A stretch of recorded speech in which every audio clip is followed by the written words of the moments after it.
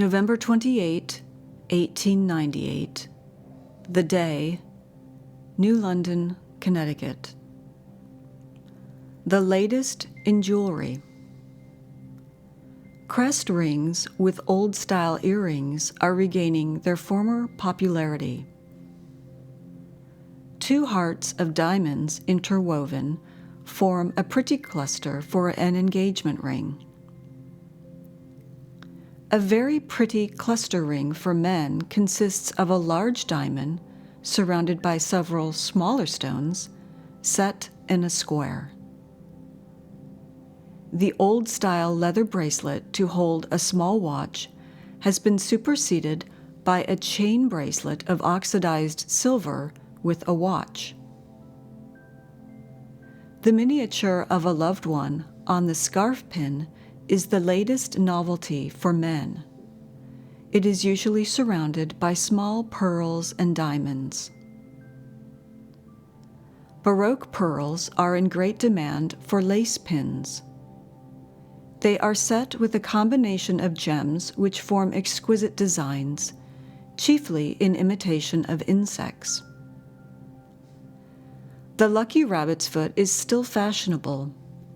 Instead of a plain silver mounting, it is now ornamented with a gold or silver rabbit's head with ruby or garnet eyes.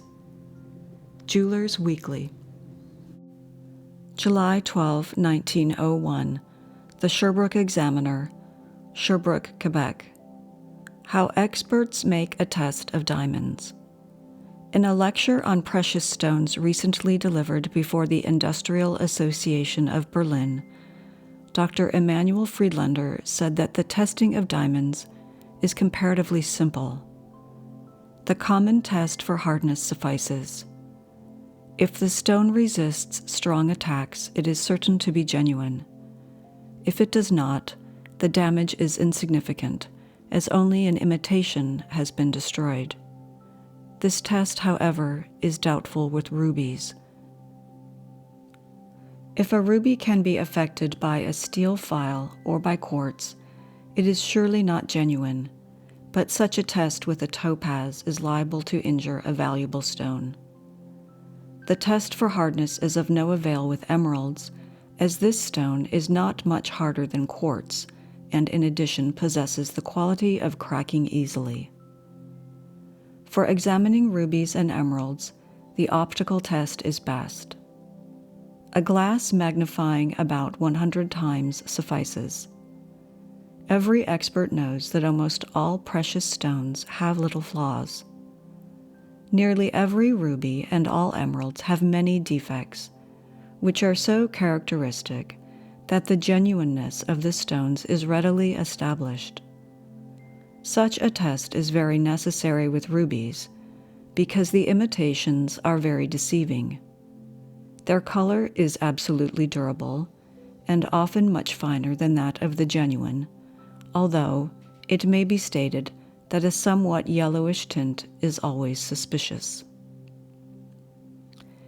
The only reliable way in which genuine rubies can be told from imitations is by the minute air bubbles of the latter, which become clearly visible under the magnifying glass. These are not to be found in the natural gem. On the other hand, the imitations lack certain defects characteristic of genuine rubies, certain vacuums whose outlines are much more indistinct than those of the air bubbles in imitations.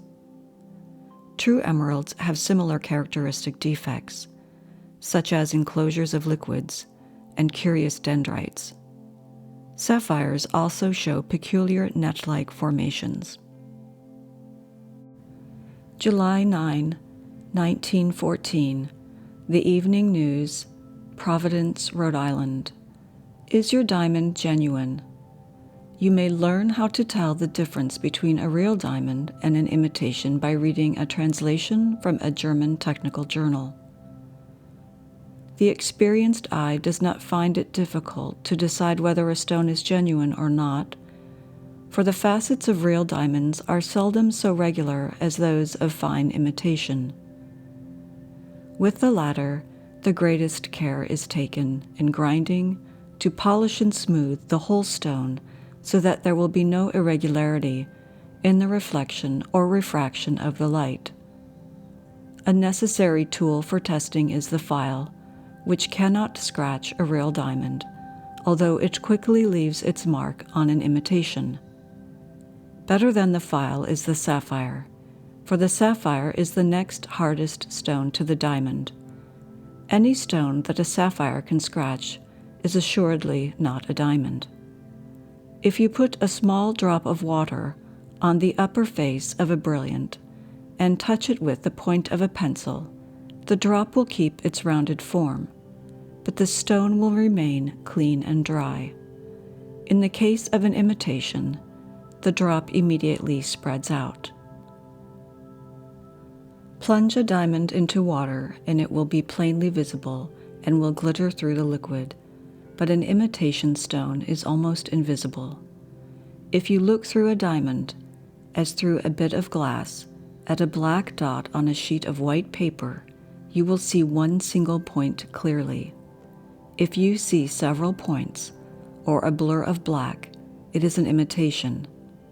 The white sapphire, the white topaz, and rock crystal are often sold as diamonds, but imitations are more commonly of glass. Literary Digest.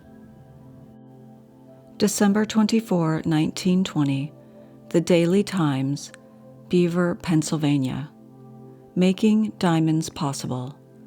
President of Dutch Workers' Union admits artificial process may be known. Amsterdam. Henry Pollock, president of the Dutch Diamond Workers' Union, says it is not impossible that a German explosives firm has discovered how to manufacture diamonds artificially, as it claims to have done. The chief difficulty is to obtain an unbelievably powerful pressure under the right circumstances, M. Pollock explained. Since it is a manufacturer of explosives which is reported to have discovered the method of making diamonds, he said it was possible that experimenters had succeeded in obtaining the desired pressure. M. Pollock expressed some doubt as to whether diamonds could be manufactured artificially at less than the cost of mining them. It was recently announced in Berlin that a dynamite company of Hamburg had obtained the patent for the manufacture of diamonds and was in a position to produce several hundred carats daily at a cost less than the present world price for the natural stones.